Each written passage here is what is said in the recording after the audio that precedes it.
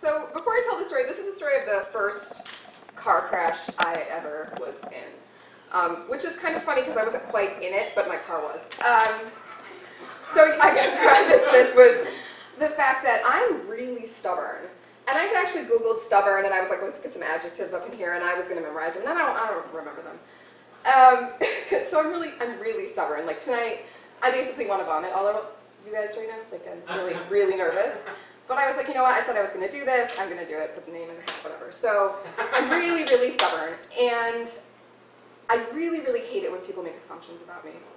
I really hate it when they look at me and they say, hey, look at that blonde girl with the big boobs. She's an idiot. I hate that. So I have this chip on my shoulder about it, and I'm like, you know what? I'm going to prove people wrong because I'm not an idiot. So especially when I was younger, and this story happened 10 years ago, so I was 17, and I knew everything, you know, like I was cool. I had my first car. It was my father's baby blue Mercury Topaz. Oh yeah, it was the shit. And I was like, I had these cool older friends, one of which is here, well, a couple of which are here right now.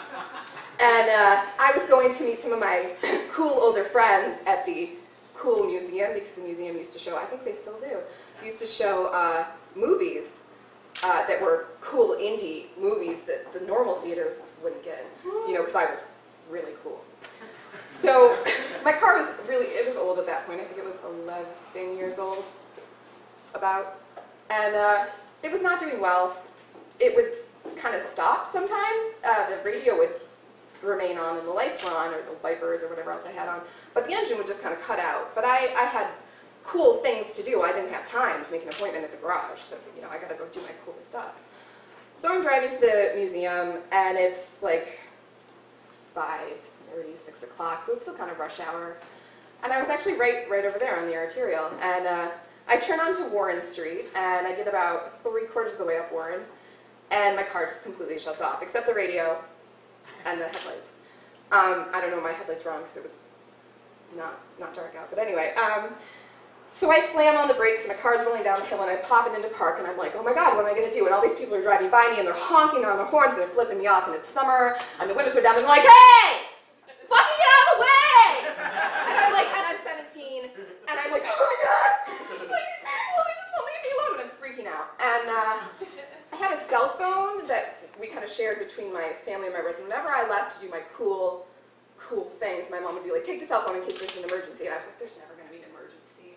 So no, there was, because the car, it would not, nothing. The radio was still on though. I was like, that's good. Okay. So I call my mother, and I'm like, Mom, there's a car,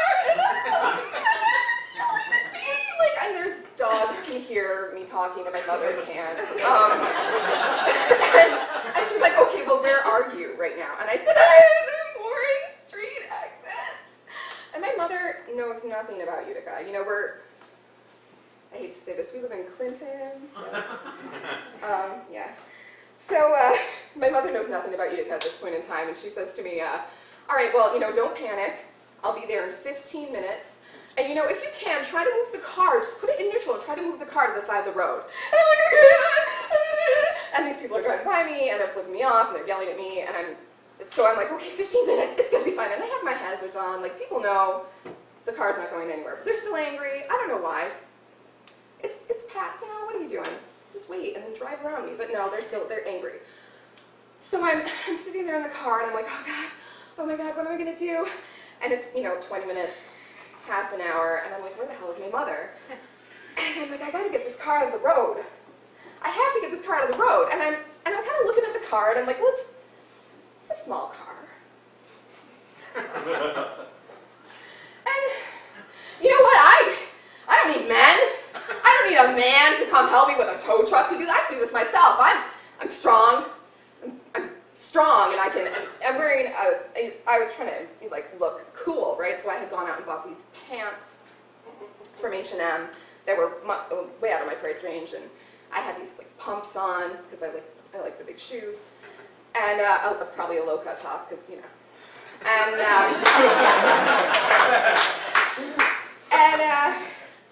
so I kind of like, I shut the door, I get out of the car, I shut the door, and I'm like, I'm assessing the situation, and I'm like, yeah, you know what, yeah, this hill's not so steep, This car's not so big. This is happening. So I get in the car and I kind of put it in neutral to test, and it starts rolling back. And I'm like, oh, I know.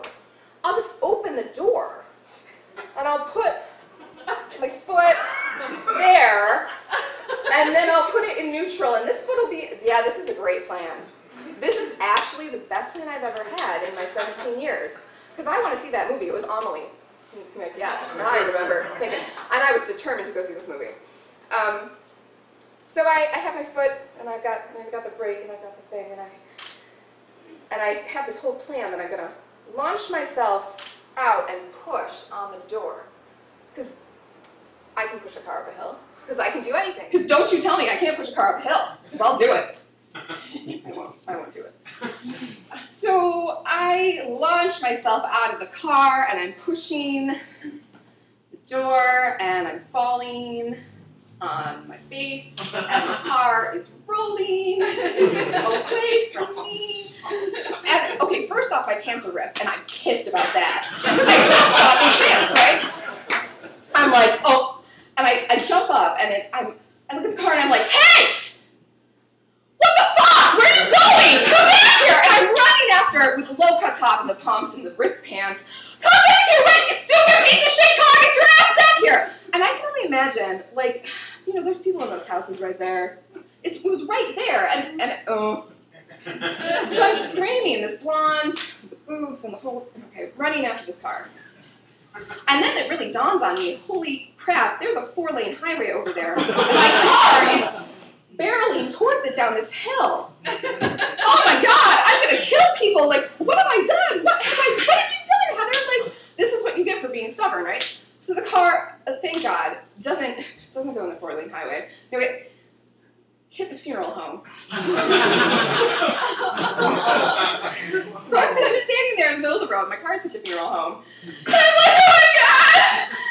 I broke the funeral home! These people come running out of their house, like, what happened? I'm like, well,